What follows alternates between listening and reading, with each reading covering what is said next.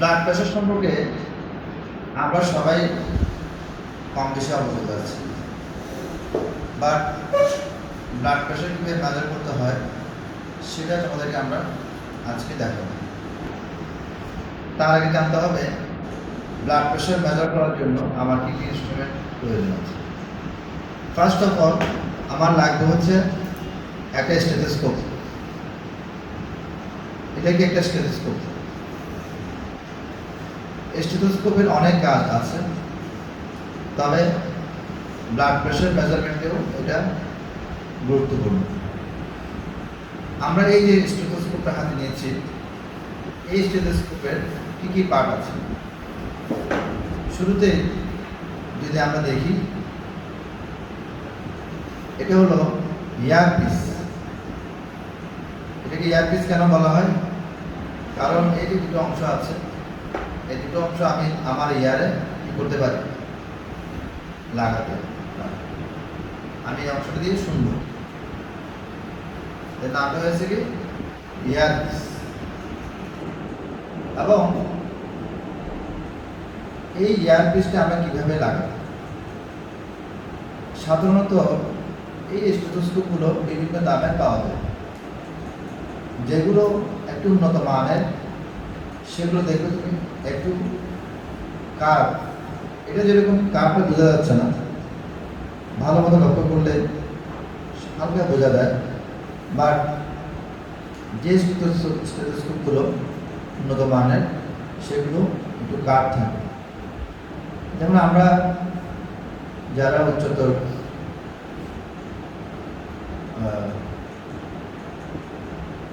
ওয়ার্ডে যারা কাজ করে,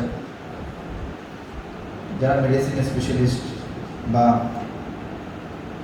চাইল্ড স্পেশালিস্ট বা গাইনোকোলজিস্ট বা সার্জন বা যারা ইন্টার্নি করেন, তাদেরকে তোমরা দেখবে খুব দামি স্টেথোস্কোপ ইউজ করতেছে।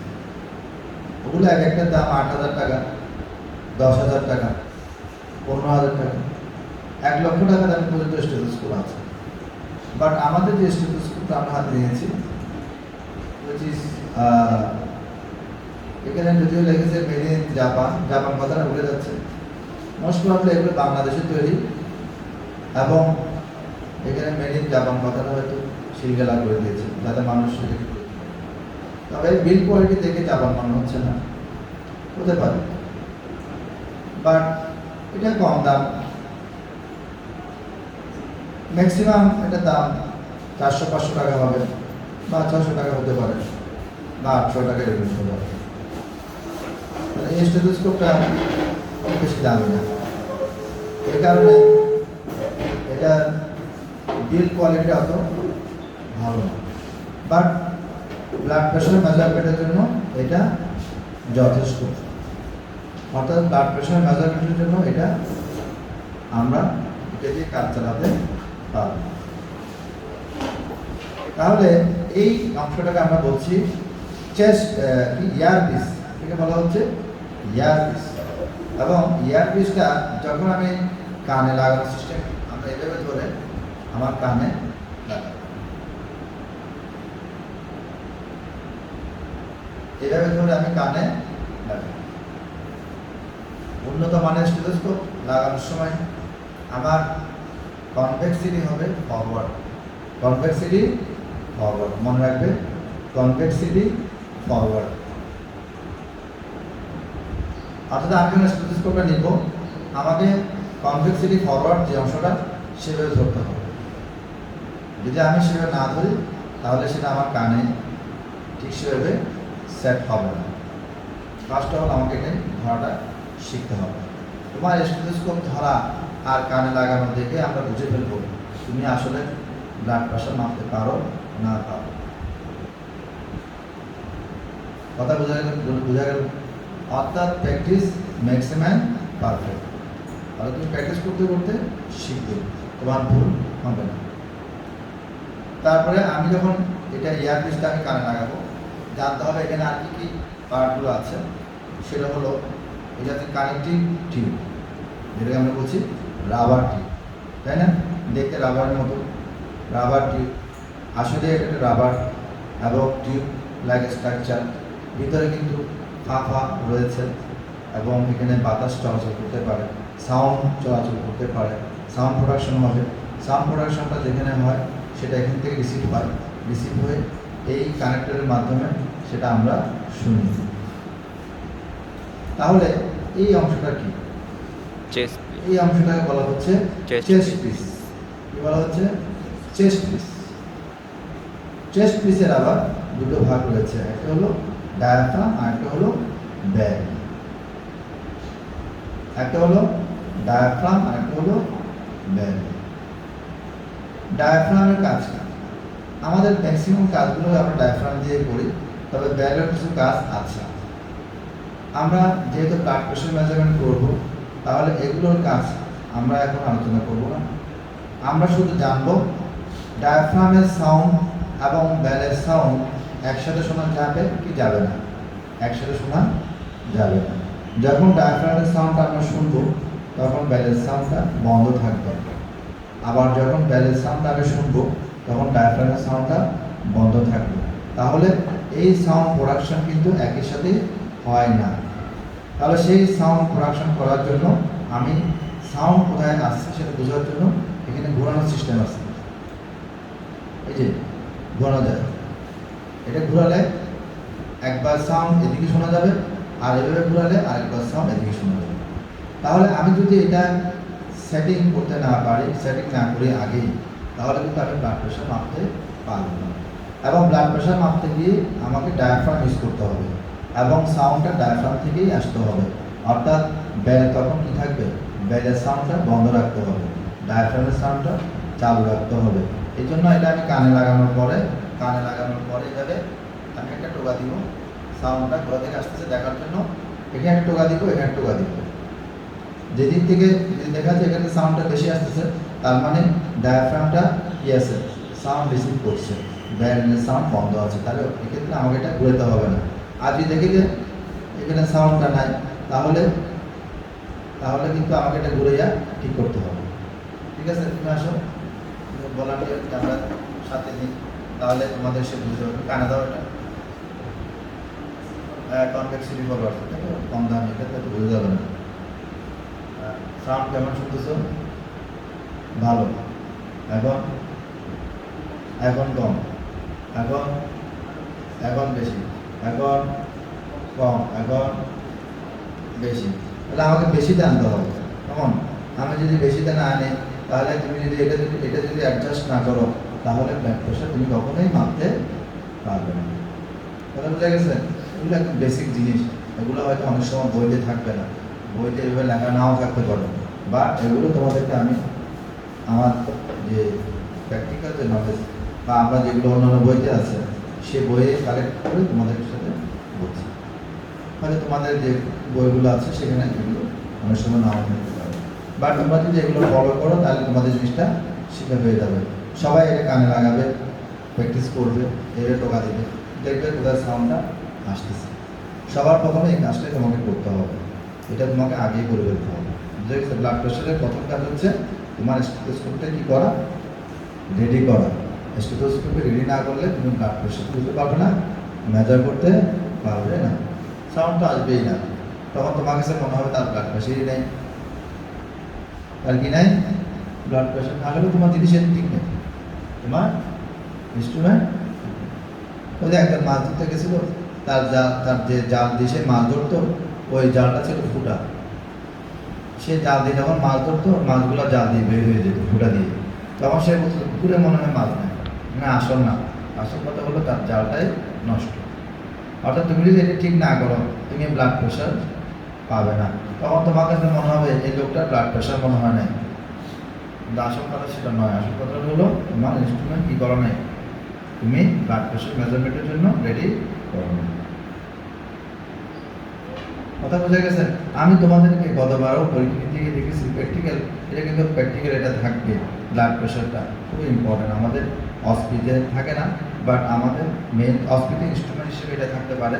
বা ব্লাড প্রেশার মেজারমেন্ট কিন্তু প্রসিডিউর স্টেশনে থাকার সম্ভাবনা আছে। তাহলে সেক্ষেত্রে তোমাদেরকে এই প্রসিডিউরগুলা, এই স্টেপগুলা তোমরা ফলো করতেছো কিনা সেটা কিন্তু আমরা দেখব। তুমি এটা ঘোরাচ্ছ কিনা, এটা সাউন্ডটা চেক করতেছো কিনা, এটা আমি দেখব।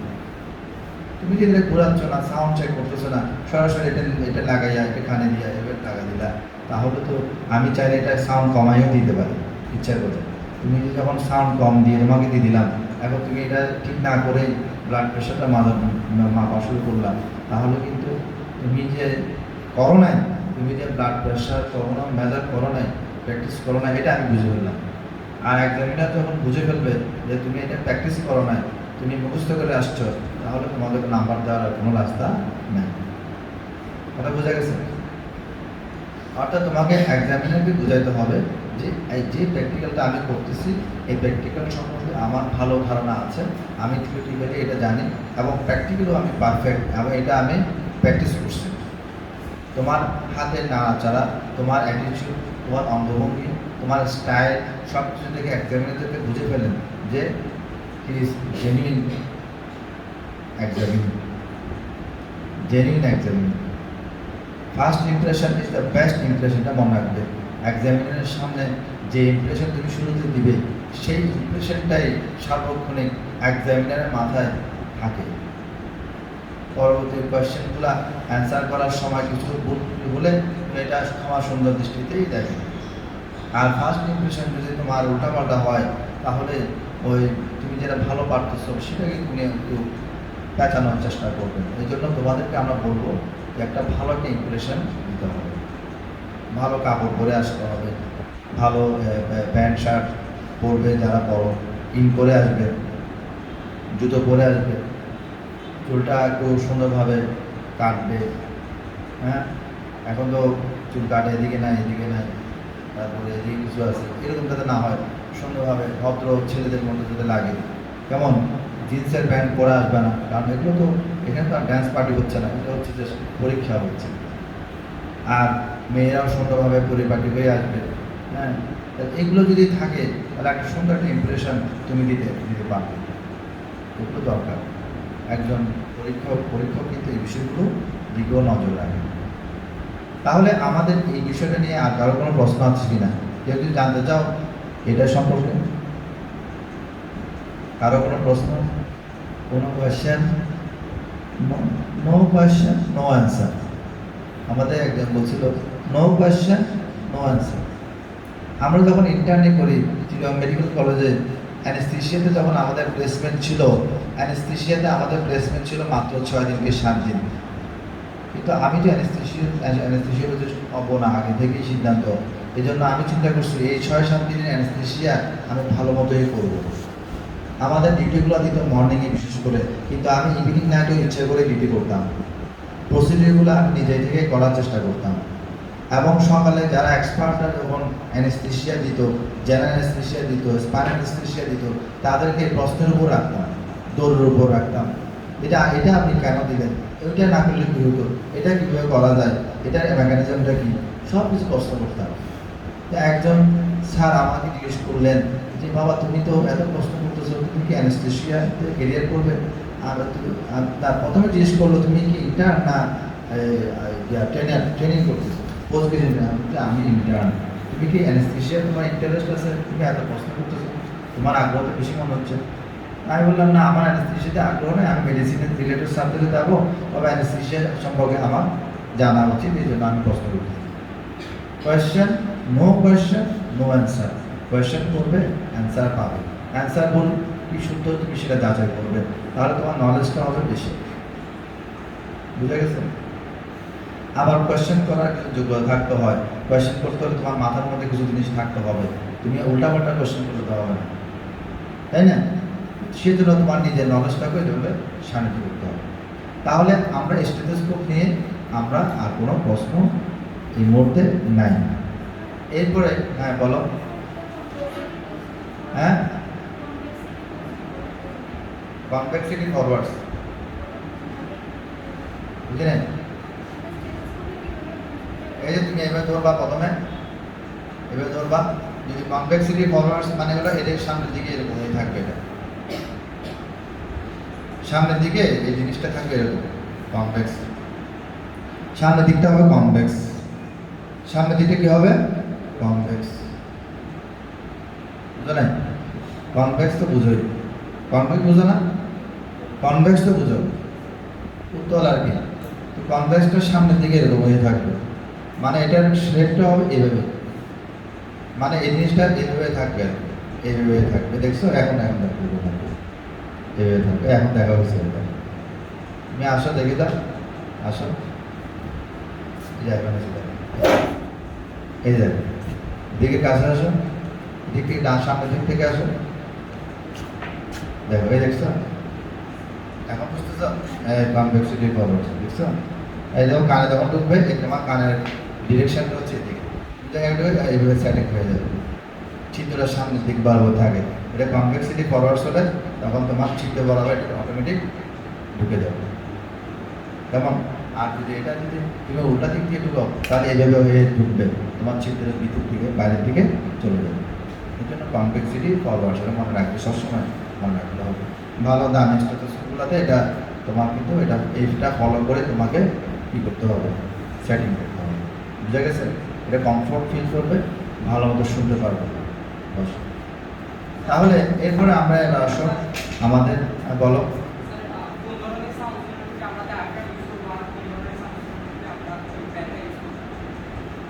বসো। আমাদের বেশিরভাগ সাউন্ড শোনার জন্য আমরা ডায়াফ্রামটা ইউজ করব। বেল ইউজ করা হয় সাধারণত অ্যাবনর্মাল কিছু সাউন্ড আছে, হার্ড সাউন্ড, যেগুলো আমরা বলি মারমার। কিছু কিছু মারমার আছে যেগুলো বেল দিয়ে ভালো শোনা যায়, সেই মারমারগুলোর ক্ষেত্রে আমরা শুধুমাত্র বেশিরভাগ ক্ষেত্রে বেলটা ইউজ করি। বেলের ইউজটা কম, ডায়াফ্রাম ইউজটা বেশি, এই জন্য আমরা সব ক্ষেত্রে ডায়াফ্রাম ইউজ করবো। তবে কয়েকটা hard sound, abnormal hard sound শোনার জন্য আমরা ইউজ করে থাকি, সেটা তোমাদের এখন লাগবে না। এগুলো হচ্ছে তোমাদের ক্লিনিক্যাল, তোমরা যখন আরও বড় হবে, তোমরা যখন ওয়ার্ডে কাজ করবে, তখন তোমাদের এই জিনিসটা লাগবে। এখন পর্যন্ত মনে রাখো ম্যাক্সিমাম সাউন্ডগুলো আমরা শোনার জন্য ডায়াফ্রাম ইউজ করব। বুঝা গেছে? আচ্ছা, এই জন্য এখন কিছু কিছু দামি স্টেথোস্কোপ বের হয়েছে যেখানে বেলটাকেই তুলে দিচ্ছে, বেলটাকে একেবারে তুলে দিচ্ছে, শুধু ডায়াফ্রাম। কিছু কিছু দামি স্টেথোস্কোপে আমরা এটা দেখছি। আচ্ছা, তাহলে এখন আমরা এটা নিয়ে এখন আমাদের ব্লাড প্রেশার মেজারমেন্টের আরেকটা গুরুত্বপূর্ণ ইনস্ট্রুমেন্ট, সেটা হলো স্পিগমোম্যানোমিটার। স্পিগমোম্যানো, যেটাকে আমরা বলছি স্পিগমোম্যানোমিটার। যেমন তোমাদের একবার পরীক্ষায় আমি একজন স্টুডেন্টকে এটা দিলাম, তাকে বললাম এই ইনস্ট্রুমেন্টের নাম কি, সে বলতে পারলো না, অথচ এখানে কিন্তু লেখা আছে, দেখো LPK2 স্পিগমোম্যানোমিটার। তুমি আসো বলার দিয়ে দেখো কি লেখা আছে এখানে, স্পিগমোম্যানোমিটার, ওটা ব্র্যান্ডের নাম, নিচে কি লেখা আছে, স্পিগমোম্যানোমিটার। কেউ যদি নাম ভুলে যায় সেটা এটা দেখে দেখে তো বলতে পারে স্পিগমোম্যানোমিটার, মেড ইন জাপান। লেখা আছে না made in Japan, made in Japan কেন বলবা, স্পিগমোম্যানোমিটার। সহজ করে বুদ্ধি করে বললাম আর কি, যাতে তোমরা ভুলে না যাও।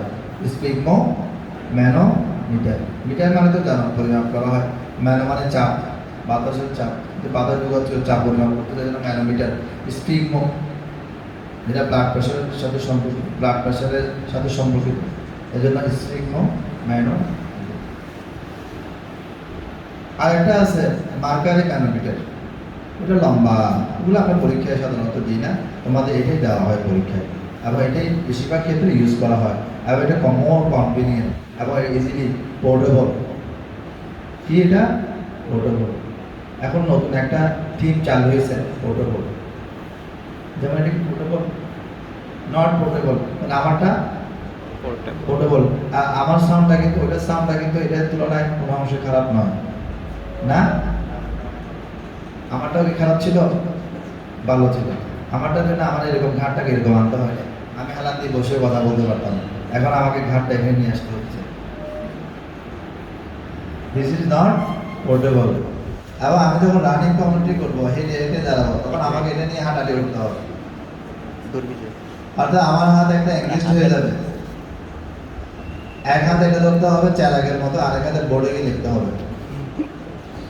দিস ইজ কোয়াইট একটু নট কমফোর্টেবল। আমাদের চাই একটু কমফোর্টেবল চাই, যেটা এখানে থাকবে, তাই না, বা এখানে থাকবে, এরকম চাই আমরা। তো যাই হোক, আমরা যেটা বলছি সেটা হলো স্প্রিংমো ম্যানোমিটার। আমরা যে স্প্রিং ম্যানোমিটার দিলাম, এখানে আমাদের কী কী ইনস্ট্রুমেন্টগুলো, কী কী পার্টসগুলো আছে সেটা আমরা দেখব। তোমাকে যখন পুরো ইনস্ট্রুমেন্টে দেওয়া হবে, তখন তোমাকে এটা বলতে হবে this is blood pressure machine. বলতে হবে কি, ব্লাড প্রেশার মেশিন। তোমাকে যখন আমি পুরো প্যাকেট সহ দিয়ে দিব, কি বলতে হবে, ব্লাড প্রেশার মেশিন বলতে হবে। এখন তোমাকে যখন জিজ্ঞেস করবো কোনটার কি নাম, তখন তুমি বলবে এটার নাম হচ্ছে স্প্রিংমো ম্যানোমিটার। এটা কি, কানেক্টিং রাবার টিউব। এটা কি, কাপ। এটাকে কি বলা হয়, কাপ। আর এটা কি, পাম্প। পাম্প না, এটা দেখো তো, পাম্প। এখানে একটা স্ক্রু আছে, স্ক্রুটাকে টাইট দিলে একদিকে ঘুরালে বাতাস ঢুকে, আর একদিকে ঘুরালে বাতাসটা লক হয়ে যায়। আর একদিকে ঘুরালে বাতাসটা বের হয়, একদিকে ঘুরালে বাতাসটা ঢুকে, তাই না? আমাকে প্রথমে বাতাসটাকে ঢুকাইতে হবে, তারপর ঢুকার পরে এটাকে ফুলাইতে হবে, তারপর এটাকে আস্তে আস্তে বের করতে হবে, তারপর আমি শুনবো। অনেক কাজ। তাহলে এই কাজগুলো আমাদেরকে ধাপে ধাপে করতে হবে। এই কাজগুলো করতে গিয়ে আমাদেরকে কয়েকটা স্ট্রাকচার সম্পর্কে ধারণা নিতে হবে। তার মধ্যে হলো দুটো আর্টারি, একটা হচ্ছে রেডিয়াল আর্টারি আর একটা হচ্ছে ব্রাকিয়াল আর্টারি। কি আর্টারি? ব্রাকিয়াল আর রেডিয়াল। ব্রাকিয়াল আর্টারি, একটা হচ্ছে radial artery. Radial artery. Radial artery কোথায় থাকে? অ্যাগেন্স্ট দা রেডিয়াস। বলো, তোমরাই বলো, কোথায় থাকে রেডিয়াল আর্টারি? স্যার রেডিয়াসে। রেডিয়াস তো অনেক বড় জায়গা। স্যার বলো, তোমাদের আপার লিঙ্ক পড়ানো হয়েছে না? হ্যাঁ স্যার, রিস জয়েন্ট। তাহলে এবার বলো, রিস জয়েন্ট কি হবে? স্পেসিফিক লোকেশন মানে লোকেশন। লোকেশন, এখানে লোকেশনে ভুল করা যাবে না। এখানে লোকেশন মানে স্পেসিফিক হতে হবে, টু দ্য পয়েন্ট হতে হবে। তোমার বাড়ি কোথায়? নিম গাছতলার সামনে। নিম গাছটা কোথায়? আমার বাড়ির সামনে। এটা বলা যাবে না, বলতে হবে স্পেসিফিক লোকেশন বলতে হবে। তুমি যদি বলো রেডিয়াল বোনে থাকে, বাবা রেডিয়াল বোন তো অনেক বড় জায়গা। রেডিয়াস এবং আল্লাহ, রেডিয়াস বোনটা কি বড় না ছোট? তাহলে তোমাকে রেডিয়াল আর্টারি কার এগেনস্টে থাকে, রেডিয়াল বোনের কোন জায়গায় এগেনস্টে থাকে? পলিক্লোনাল প্রসেস না কি প্রসেস বলো?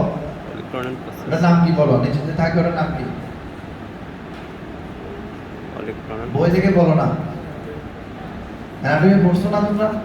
আমি কিন্তু এখানে অ্যানাটমি পড়ানোর জন্য আসিনি, আমি পড়াতে আসছি ফিজিওলজি। আমি পড়াবো মেকানিজম ফাংশন। তোমাকে অ্যানাটমি তোমার নলেজ থেকে, এই জন্য অ্যানাটমি ফিজিওলজি ওতপ্রোতভাবে জড়িত, কেউ কারো সাথে আলাদা নয়। অ্যানাটমি ভালো নলেজ থাকলে তুমি ফিজিওলজিটা ভালো মতো বুঝতে পারবে। অ্যানাটমি নলেজ অত্যাবশ্যকীয়, মনে রাখবে, বুঝতে পারছো? দেখো তোমরা এখনই দেখো, বইগুলো দেখো। আমি চাইলে বলে দিতে পারি, কিন্তু আমি চাই তোমরা এটা বের করো, তাহলে তোমাদের এটা মনে থাকবে। লোকেশনটা খুব ইম্পর্টেন্ট। আচ্ছা, রেডিয়াল বোন তোমার ল্যাটারালি থাকে না মিডিয়ালে থাকে? ল্যাটারালি। হ্যাঁ? Laterally sir. ল্যাটারালি থাকে, ভেরি গুড। আর আল্লাহ মিডিয়ালে থাকে। তার মানে রেডিয়াল আর্টারি থাকবে, ল্যাটারালি মানে ল্যাটারালি থাকবে। কেমন? আচ্ছা, তাহলে সবাই একজন আরেকজনের রেডিয়াল আর্টারি ফিল করো তো, পাও কিনা? পেলে হাত তুলবে, পেলে হাত তুলবে। Sir against the head of the radius. Against the head of the radius, এটা ওকে। তাহলে তোমার টু দ্য পয়েন্টে গেল এটা। বলো, পাচ্ছ এখানে না? কেউ পেয়েছো? দে দে দে। পাও নাই? Very good. যারা যারা পাইছো একটু হাত তুলো, হাত তুলে রাখো। এই তো, এইটা এইটা আর বাকিরা পায় নাই, মানে কি তাদের রেডিয়াল আর্টারি নাই? পাইছস? সবাই পাইছো? এইটা না, এটা না। সবাই এটা পাইছো? আমার না। লেটার কোন? তোর এখানে তো আঙ্গুলের ইয়ে, তুই তুই আঙ্গুল দিয়ে এখানে দে। তুই আঙ্গুল দিয়ে, এটা না, এ হাতে দিয়ে এখানে দে। তোর পাও নাই? তিনটা আঙ্গুল, তিনটা তিনটা তিনটা আঙ্গুল। পাইছো? 3 আঙ্গুল দিয়ে ফিল করবে, কয় আঙ্গুল দিয়ে? 3 আঙ্গুল দিয়ে 3 আঙ্গুল দিয়ে। পাইছস? 3 আঙ্গুল দিয়ে ফিল করতে হবে। এই যে আমি পারলাম আমারটা। কত সুন্দর পাওয়া যায়। এখনো পাই নাই কে কে? পাও নাই এমন কেউ কি আছে? হাত তোলো, অসুবিধা নেই। এখন স্টিল নাও পাও নাই। তোমরা তোমরা সবাই পেয়েছো? দম নেই তো তোমরা পেয়েছো? কোথায় করছো? কে পায় নাই? হয় না, থাকবে না। দাও একটু দাও।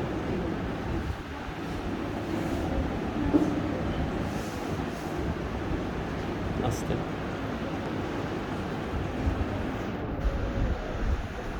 সর পাও নাই? সর করা। কয় আঙ্গুল দেখতে হবে? 3 আঙ্গুল দিয়ে। এই দেখো আমি 3 আঙ্গুল দেখতেছি। কয় আঙ্গুল দিয়ে? 3 আঙ্গুল দিয়ে। সবাই পেয়েছো তো না? Very good. রেডিল আর্টকে কিভাবে দেখতে হয়, এটা একটা আর্ট। এটা আমি একটু তোমাকে দেখাবো। তাহলে কে আসবে? তুমি আসো তো।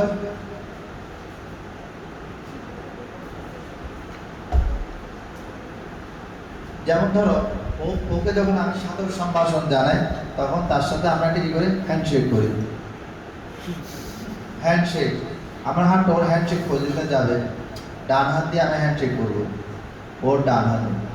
যদি বলা হয় ডান হাতে রেলারে দেখতে হবে, তাহলে ডান হাতে আমি হ্যান্ডশেক করবো। তারপর এটাকে আমি একটু ফ্লেক্স করবো, রিচ জয়েন্ট একটু কি করতে হবে? ফ্লেক্স করতে হবে। এরপর আমি তার রেলারেতে হাত রাখবো, রেডিয়াল বোনের হেডের এগেনস্টে, এবার খুব সুন্দর পেয়ে যাচ্ছে। এবং আরেকজন আসো, আরেকজন ছেলে আসো, তুমি আসো, ও আসতে চায়। সুন্দর স্টাইল দেখো তো আমারটা। এখানে দেখো, আবার হ্যান্ডশেক করো ওর সাথে, আবার একটু করে নামতে হবে না, একটু করে একটু হ্যান্ডশেক করো, একটু করে ফ্লেক্স করো, ওই হাত দিয়ে ফিল করো, হালকা করে এখানে রাখো। এটা সুন্দরভাবে পাচ্ছ কি? সুন্দর পাওয়া যাচ্ছে। এই পজিশনে রেডিলারি ফিল করতে হবে। এটা স্টাইল, রেডিলারি ফিল করার স্টাইল। যাবে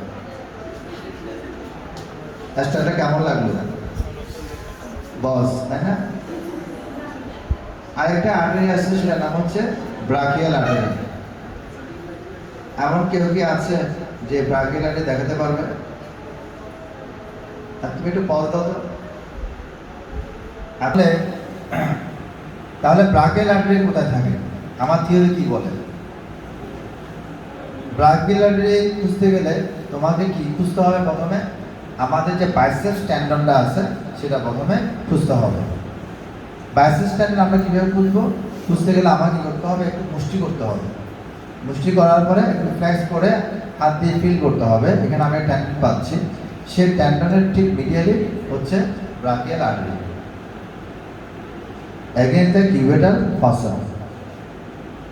কিউবিটাল ফসায় থাকে এবং just medial to the biceps tendon. তোমরা কি ব্রাকিয়াল আর্টারি ফিল করতেছো?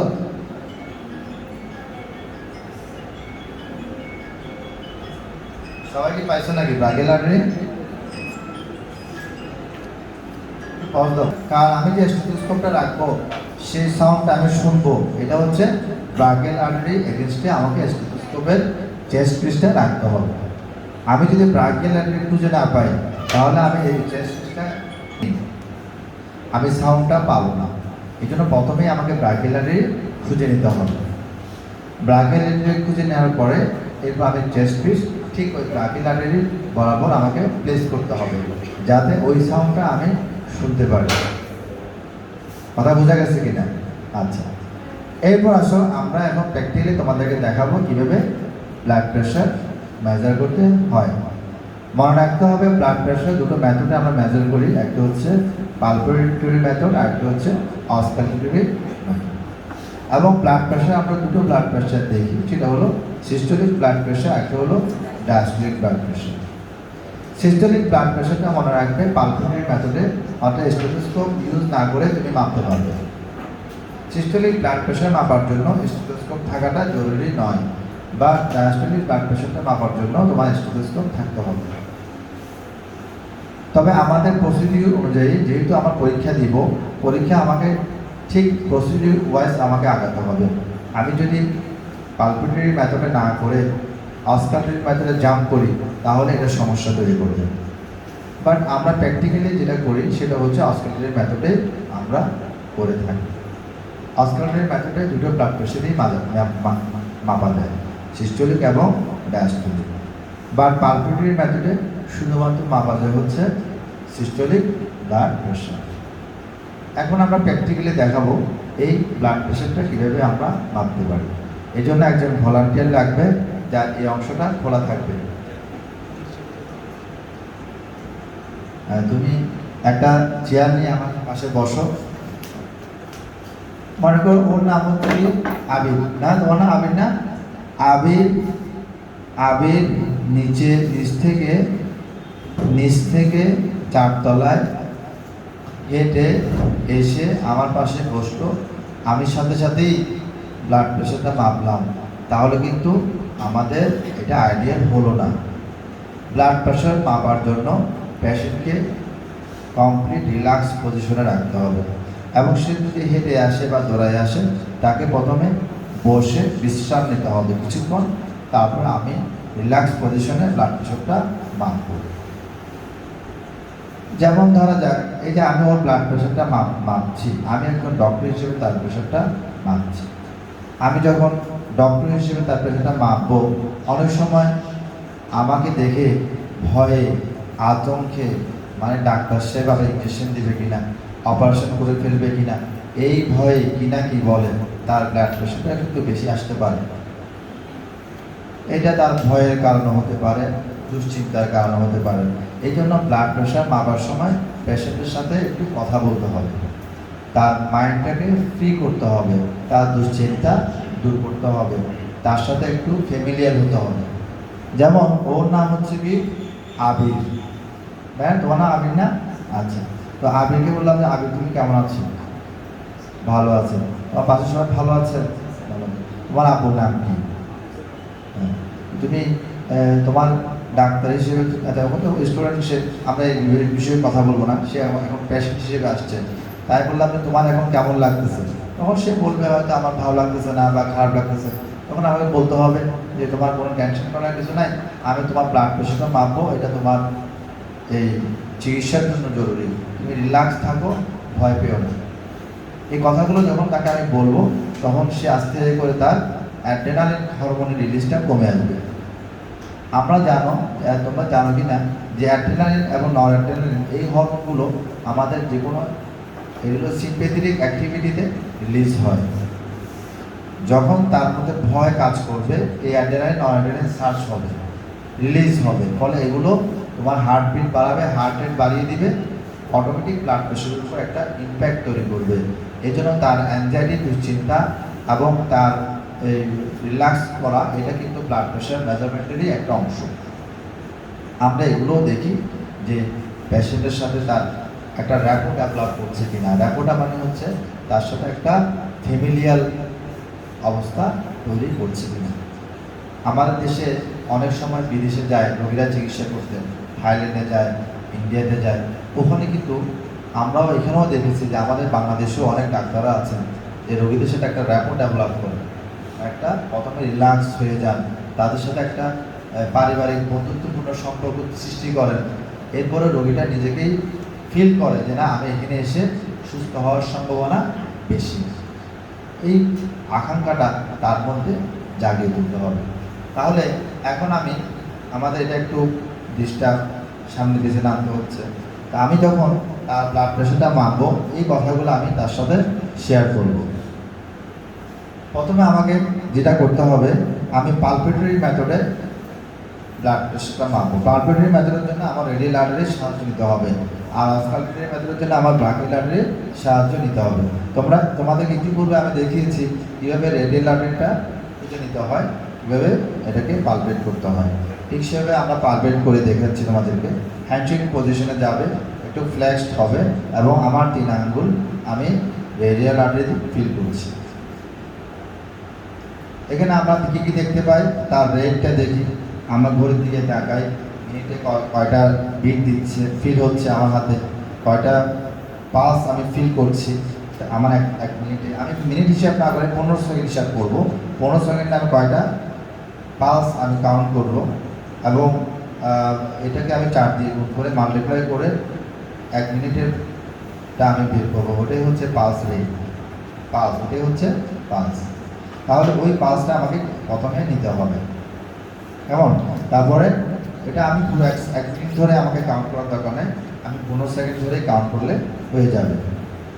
এরপর আমি পালসটা আমি ফিল করলাম, ফিল করার পরে এর রেটটা দেখতে হবে, রেট কত আছে এবং তার রিদমটা কেমন। রিদম বলতে, রিদম তো তোমরা জানো, একটা নির্দিষ্ট সময় পর পর একইভাবে আসে। তুমি যদি এখানে ফিল করো দেখবা যে ওর পালসটা কিছুক্ষণ পর পর একইভাবে একই সময়ে আসতেছে, আগেও না পরেও না। এটাকে বলা হচ্ছে রেগুলার, এটাকে বলা হচ্ছে রেগুলার। তাহলে তার পালস হচ্ছে 72 beat per minute, which is regular. এরপর আমি দেখবো তার ক্যারেক্টার, দেখবো তার ভলিউম, দেখবো, এগুলো আমাকে দেখতে হবে। তারপরে এরপর আমি রেডিয়াল পালসটা পেয়ে গেলাম। এখন আমাকে এই কাফটা তার এখানে তার কোথায় আর্মে সেট করতে হবে। আমরা যে কাফটা ইউজ করি এটা হচ্ছে অ্যাডাল্ট কাফ। এটা কি? Adult calf. অ্যাডাল্ট কাফ হচ্ছে যেটা তোমরা যারা আছো তাদের জন্য এটা পারফেক্ট, বা বাচ্চাদের জন্য আবার এই কাফ ইউজ করা যাবে না। বাচ্চাদের বিভিন্ন বয়সে, নবজাতক বাচ্চা এবং চাইল্ডহুড যে বিভিন্ন এজগুলো রয়েছে তার মেজারমেন্টের উপর ভিত্তি করে ওই ভিন্ন ভিন্ন সাইজের কাপ আছে মার্কেটে। তাহলে এই কাপ দিয়ে কিন্তু বাচ্চাদের সরাসরি যে ইনফ্যান্ট বলো, নিউনেট বলো, তাদেরকে এই কাপ দিয়ে কিন্তু মাপা যাবে। ওদের হাত পুরাটাই যাতে দখল করে ফেলবে, তাই না? আচ্ছা, এখন আমাদেরকে এটা কীভাবে আমরা লাগাবো দেখো। তুমি তোমার যদি কাপটা দেখো, এখানে একটা চিহ্ন আছে, তোমরা দেখো এখানে আঠারি দিয়ে একটা চিহ্ন দেওয়া আছে। অর্থাৎ এই চিহ্নটা তোমাকে, এই চিহ্নের মাঝখানে অংশে তোমার ব্রাকিয়াল আর্টারি থাকতে হবে। কি থাকতে হবে? Brachial artery. অর্থাৎ এটা লাগানোর সময় তুমি এখানে ব্রাকিয়াল আর্টারি ফিল করবে। ব্রাকিয়াল আর্টারি কোন দিকে থাকে? বাইসেপস টেন্ডন যেটা, তার ঠিক মিডিলে থাকে। এটা আমি ফিল করছি। তাহলে আমাকে এটা ফিল করে লাগানোর সময় এটা এই বরাবর লাগাতে হবে। এখন প্রশ্ন হচ্ছে, আমি কি এখানে এটা কি রিস্ট জয়েন্টের উপরে থাকবে না তার কতটুকু উপরে থাকবে, সেটা আমরা একটা মেজারমেন্ট করে নেব। ঠিক 2 আঙ্গুল উপরে রাখতে হবে। কয় আঙ্গুল? 2 আঙ্গুল উপরে এটা রাখতে হবে। এবং বাঁধার সময় এমনভাবে বাঁধতে হবে যাতে খুব বেশি টাইটও না হয়, খুব বেশি লুজ না হয়। অর্থাৎ 2টা আঙ্গুল তাদের এটার ভিতর দিয়ে ঢুকতে পারে, এভাবে রাখতে হবে। তুমি যদি এটা বেশি টাইট করে ফেলো তাহলে সে যখন এটা ইনফ্ল্যাট করবে তখন সে খুব ব্যথা পাবে এবং এটা ছুটেও যেতে পারবে।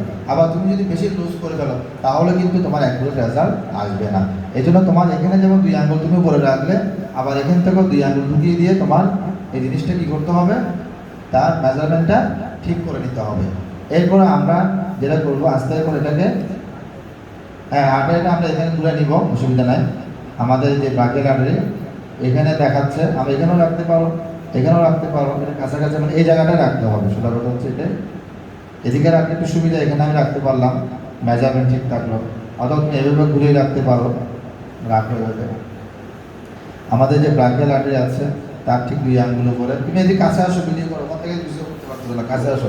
আর দূর থেকে তুমি কি ভিডিও করবে, শুধু আমার চেহারাটা দেখা যাবে। এখান থেকে নিলাম 2 আঙ্গুল উপরে।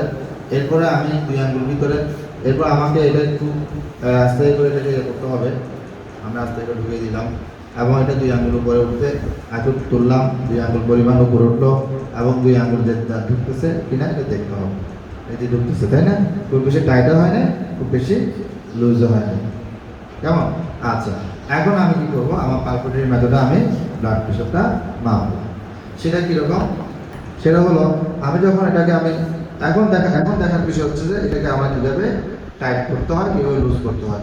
মনে রাখতে হচ্ছে, স্ক্রু যখন আমি ঘুরাই তখন স্ক্রুটা ডান দিকে ঘুরলে কী হয়, টাইট হয়ে যায়, আর বাম দিকে ঘুরলে কী হয়ে যায়, লুজ হয়ে যায়। তাহলে তুমি যদি এভাবে ধরো তাহলে তোমার ডান দিকে ঘুরলে মানে হচ্ছে পিছন দিকে আসবে। এই দেখো, এভাবে আমি ঘুরাতে পারি, এখন কিন্তু টাইট হয়ে গেছে।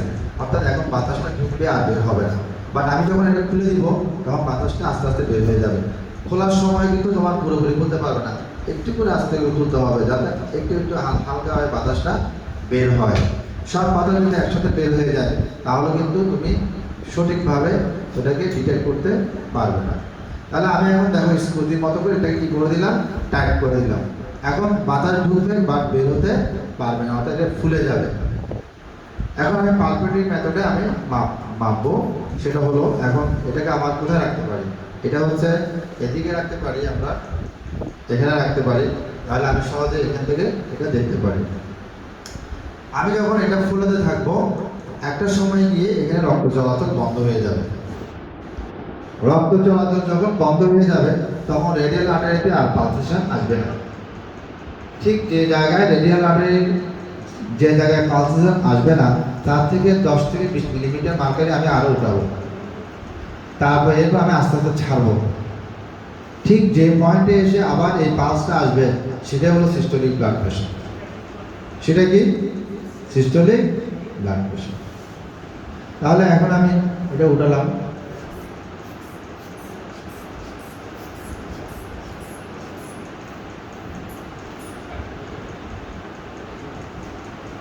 তো 120 গিয়ে ওর এটা চলে গেছে, আবার আমি নামাচ্ছি। হ্যাঁ, তাহলে ওর সিস্টোলিক ব্লাড প্রেশার হচ্ছে 130। এই আমি চলে আসছি। এখন আমি যে ঠিক আছে কিনা এটা বোঝার জন্য আমি একজন ভলান্টিয়ার, কে আসবে? তুমি আসবে, আসো এদিকে, আমার পেছনে আসো। জিনিসটা তুমি একটু বোঝো, এখানে হাত দাও, এরকম না, 3 আঙ্গুল। হ্যাঁ, ওই হাত দিয়ে দাও, ওই হাতটা দাও, ওই হাতটা দিয়ে দাও। হ্যাঁ, পাচ্ছ তুমি রেডিয়াল পালস? এরকম নয়, এরকম এরকম এরকম পাচ্ছ? হ্যাঁ, পাচ্ছ না। এখন দেখো, একটা সময় গিয়ে তুমি আর পাবে না, যখন পাবে না তখন তুমি হাত তুলবে হয়ে যাবে।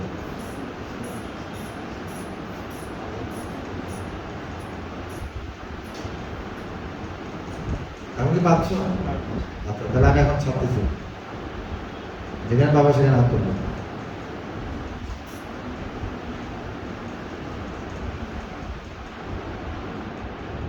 এখনো পাচ্ছ না? এত তাড়াতাড়ি দিতে পারছো?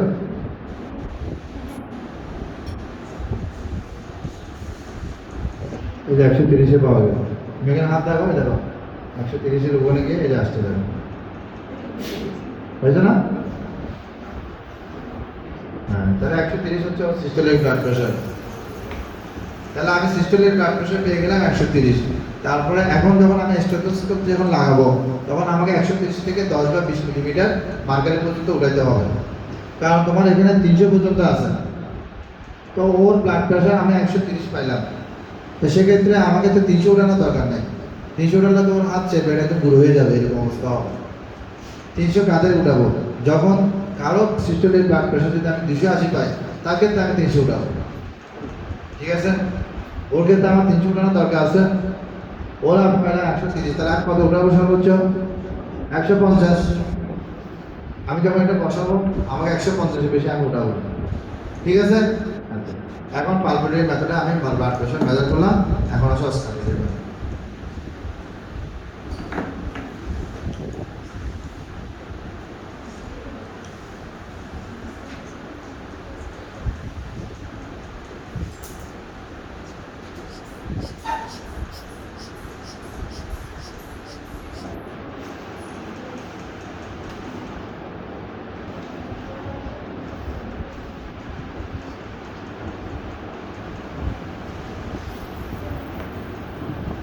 ব্লাড প্রেশার উপরটা হলো 130, নিচেরটা হলো 70।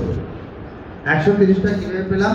130টা হচ্ছে যখন আমি এটা উঠাবো, সাউন্ড আসবে, একটা সাউন্ড আমি শুনবো।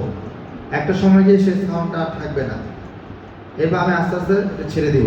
তখন যে পয়েন্টে গিয়ে সাউন্ডটা আসবে ওটা হলো সিস্টোলিক। এরপর আমি সাউন্ড শুধু শুনতে থাকবো, এবং যে পয়েন্টে গিয়ে সাউন্ডটা চলে যাবে সেটা হলো ডায়াস্টোলিক। সেটা কি? সহজ। এখন তুমি দেখো, এটা কানে লাগাও।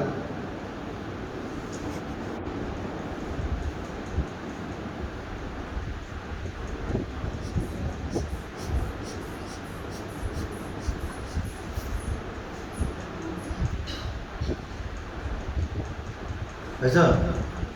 হ্যাঁ 130 আসছে, সাউন্ড শুনে থাকো।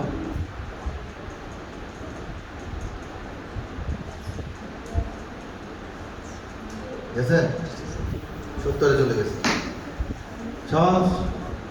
তখন আমি 130-এ আসছে, 70-এ চলে যায়। সিস্টেমিক ব্লাড প্রেশার কত?